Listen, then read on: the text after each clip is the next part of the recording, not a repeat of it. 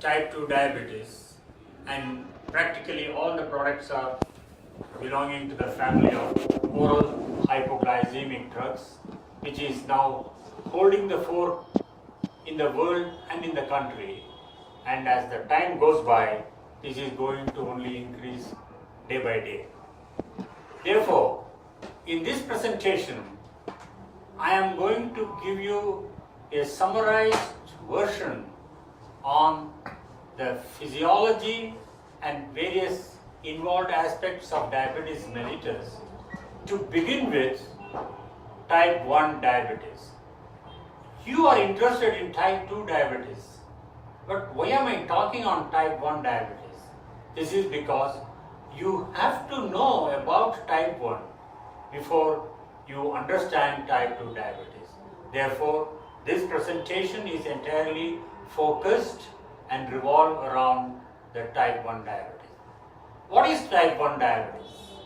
From age-old days, Shridhar Bhagavan's days, this disease has been recognized as a disorder of carbohydrate metabolism, where the patient suffers from excessive thirst, polyuria, polydipsia, and increasing wasting, leading on to consequent weight loss.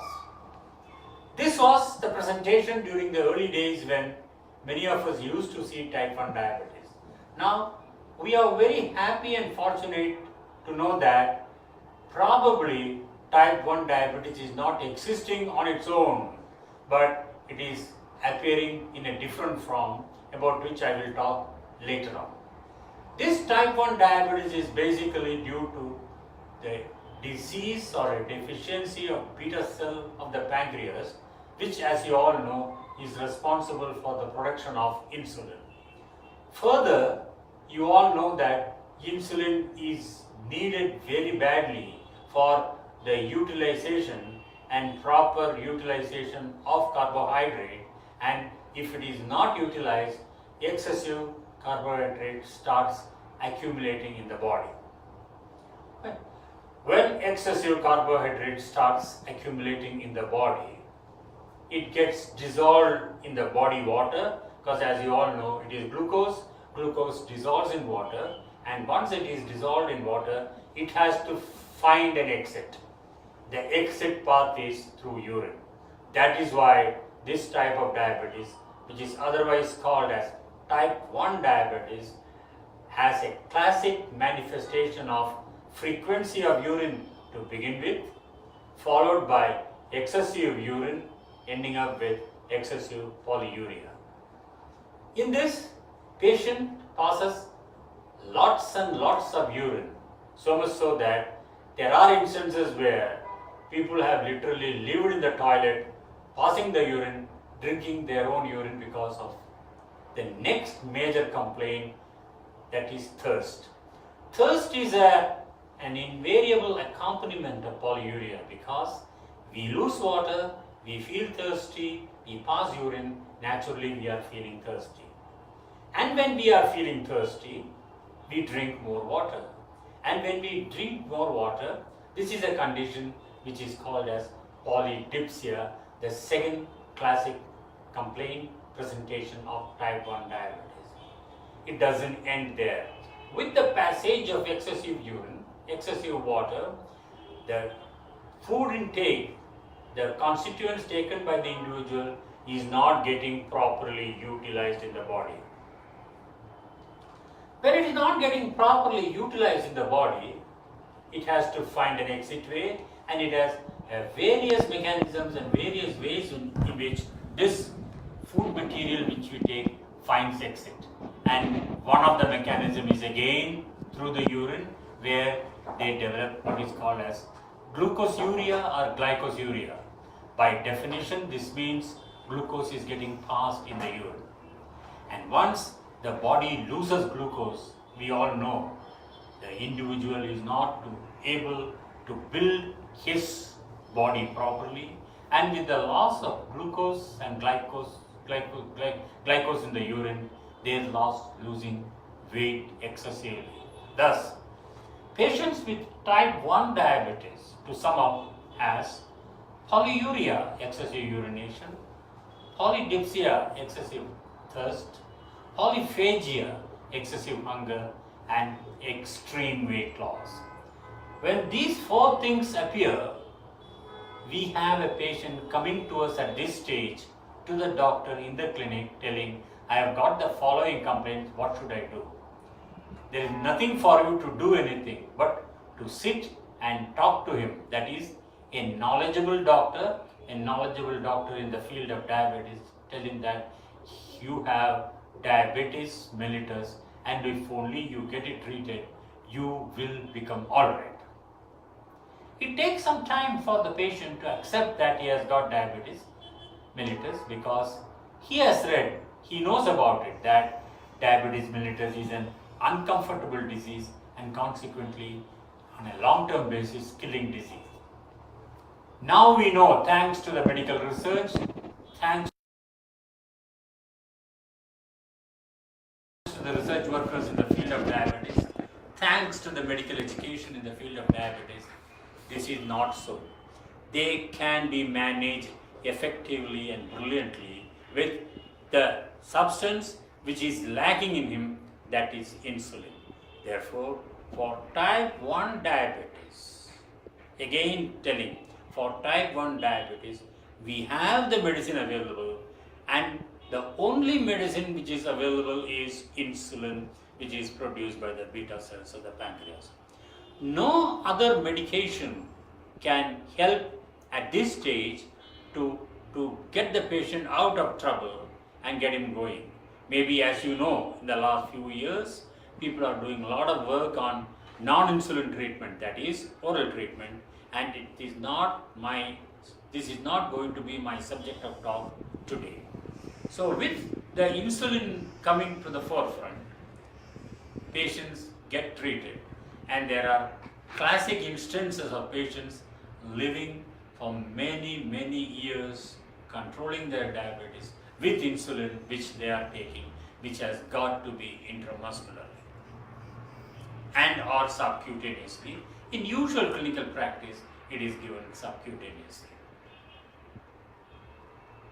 Now, further going on with the understanding of this particular aspect which I have focused and certain points with reference to the management, that is insulin administration, we go on to the understanding of what else this particular type of diabetes, which is otherwise called as type 1 diabetes, can produce.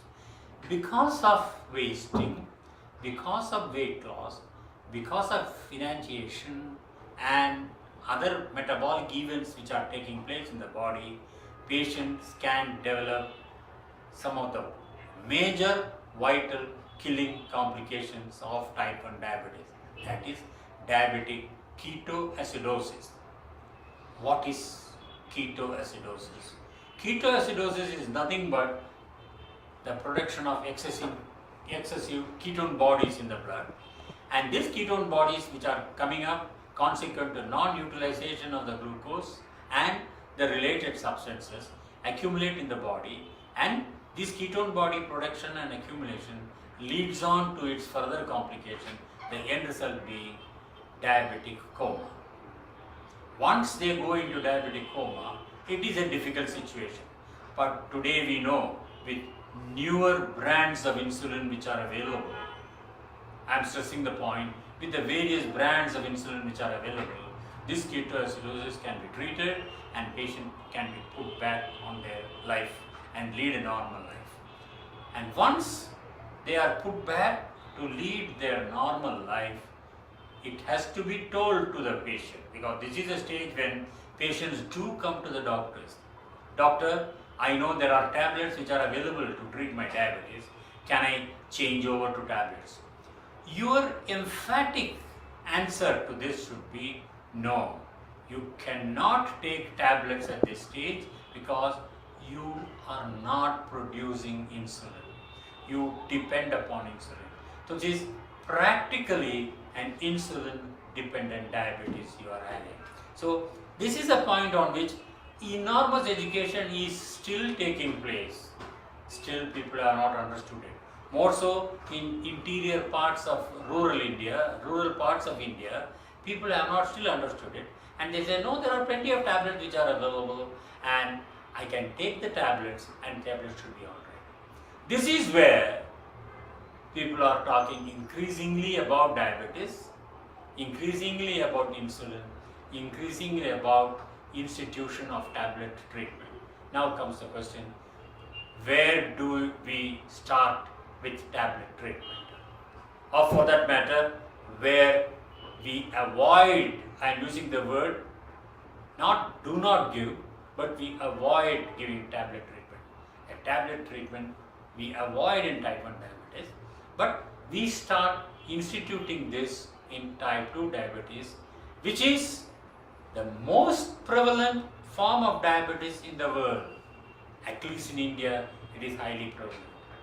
My experience over the past about 40 years clearly brings out to me certain points, and these points are: during my earlier days of studentship, training period, treatment of patients in various wards, I used to see a lot of type 1 diabetes who were lacking insulin, who were getting managed for insulin or various problems, and that type 1 diabetes was being managed. Now, over the decades, that is 30 years, I am seeing a distinct shift of type 1 to type 2 diabetes, which is significantly manifesting and presenting in various forms in the current century. Now,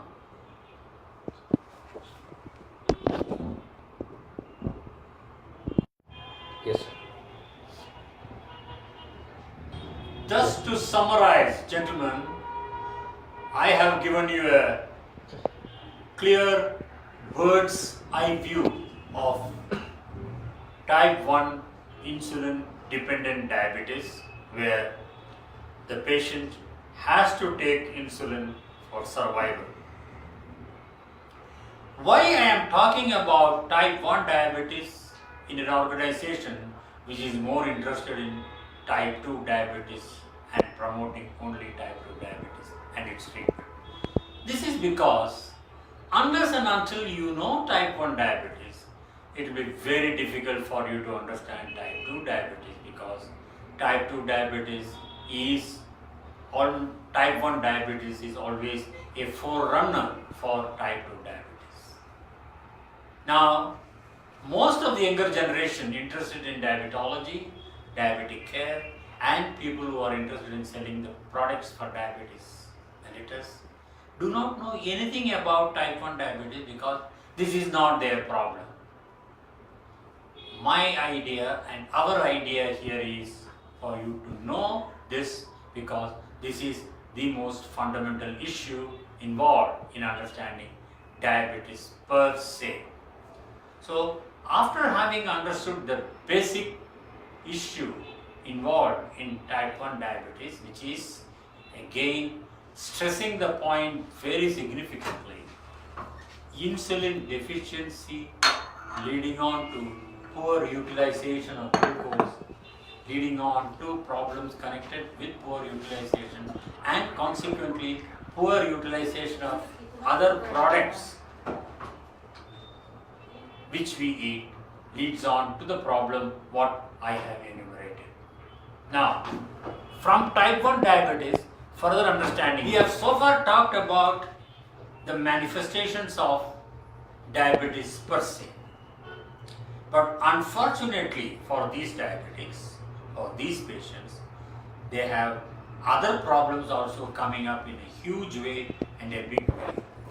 One of the biggest problems they face and underlying. So far I have highlighted the classic features and problems connected with diabetes mellitus, which fundamentally and primarily revolves around insulin deficiency.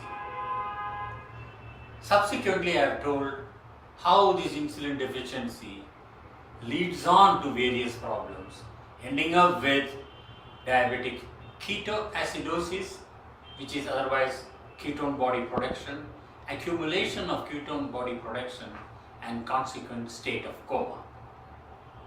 And further, I highlighted the point. Today, we have successfully managed diabetic coma with available insulin. But in the past, many patients used to die because of diabetic coma. And I have had the unpleasant experience of seeing quite a few patients during my earlier days at All India Institute of Medical Sciences, New Delhi. But now I'm very happy to note and tell that we are not seeing this anymore. Please note the word, we are not seeing this anymore.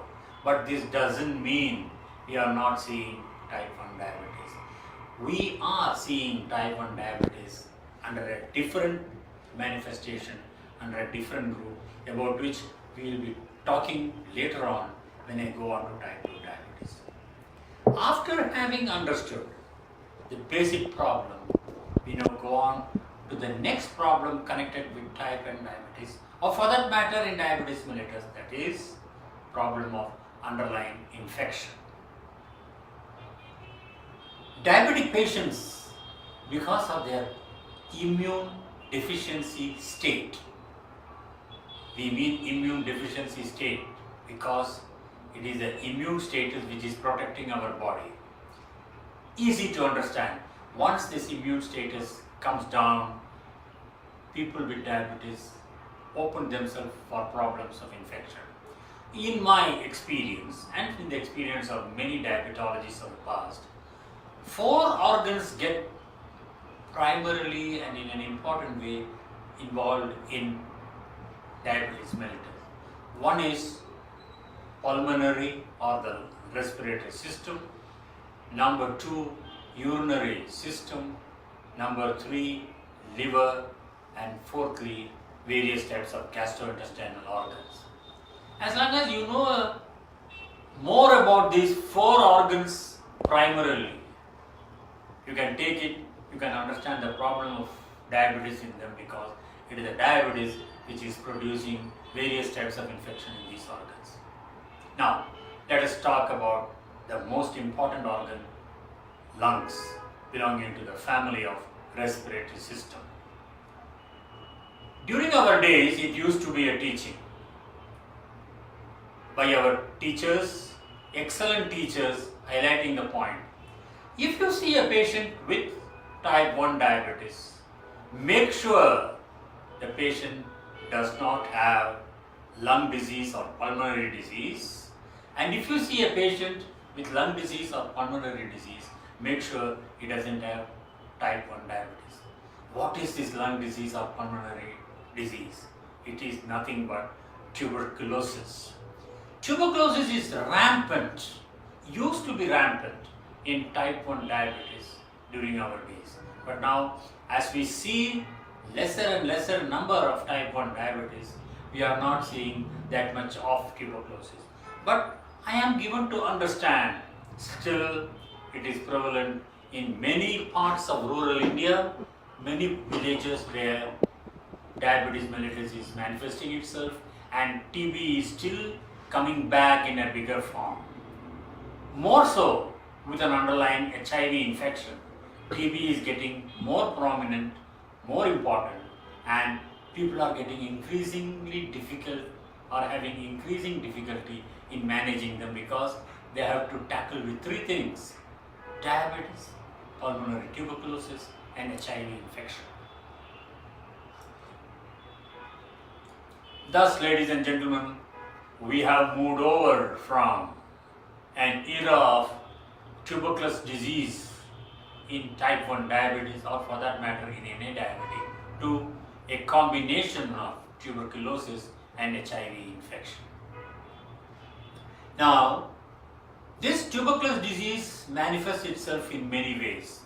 The most important being, of course, weight loss, poor nutrition, and as far as the lung is concerned, they come with severe annoying cough. And this severe annoying cough is to such an extent they get repeated bouts of hemoptysis. What is hemoptysis? Hemoptysis is nothing but bringing out blood in their sputum, or for that matter, vomiting sputum. vomiting blood in the sputum.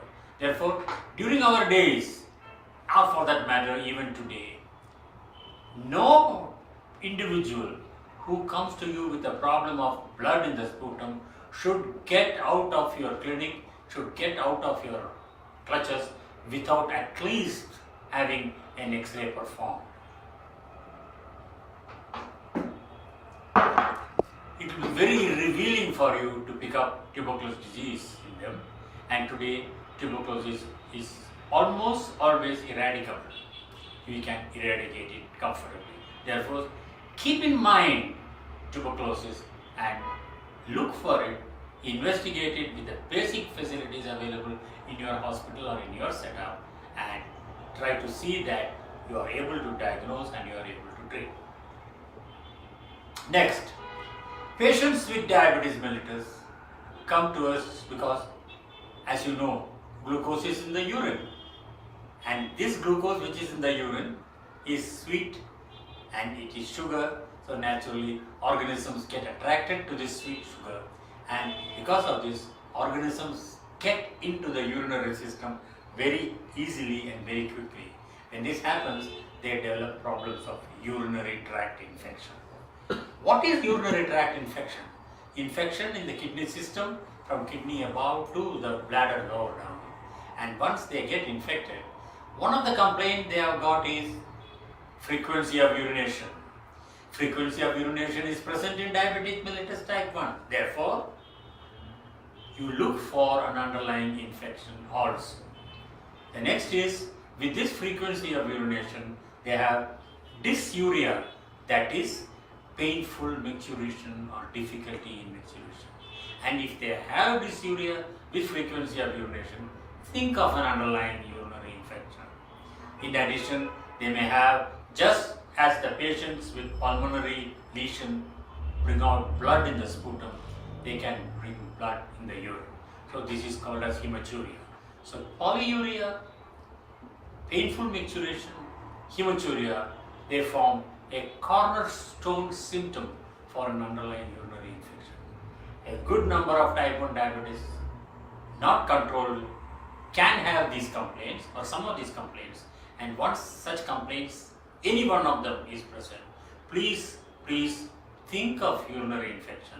Carry out the necessary minimal relevant investigation. What is the relevant investigation? In all diabetics, you are checking urine for sugar. When you are checking urine for sugar, check for evidence of pus cells in the urine. Presence of pus cells are indicators of an underlying infective organism in the urine. So once that is diagnosed, then it becomes easy for you to proceed further, and your proceeding further should be A, trying to treat them, or referring to a sector where facilities for identifying the nature of the urinary infection is available. That is about the renal system. Third is liver. Patients with diabetes can have an underlying hepatic problem, and the nature of the hepatic problem is usually loss of appetite, vomiting, no distaste for food or total distaste for food. And some of the patients may say, well, I think I look a bit yellowish. That means I am jaundiced. And if this is happening, think of an hepatic disorder, hepatic involvement, and try to go and chase them very seriously. And if you miss it, and if you are unlucky not to diagnose it early, some of these patients who have an underlying infection, which is otherwise called as hepatitis, infection of the liver, can go in for hepatic abscess, which is as serious as diabetic coma.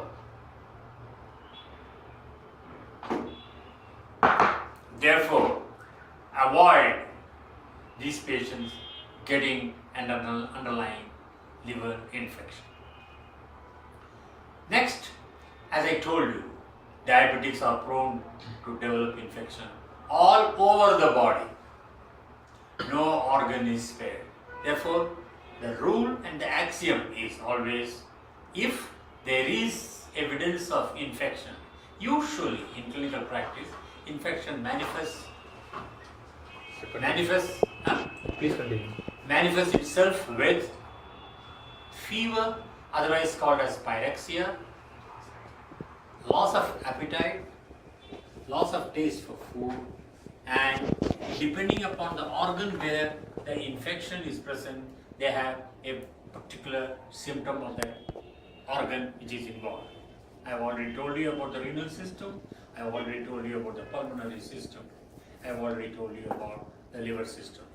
So body has any number of organs and any number of organs can get infected, but I have brought in 4 or 5 common infective elements which are usually seen in a diabetic patient. Why I am bringing out the point of infection very heavily is today excellent antibiotics are available. Good antibiotics are available for us to treat infection.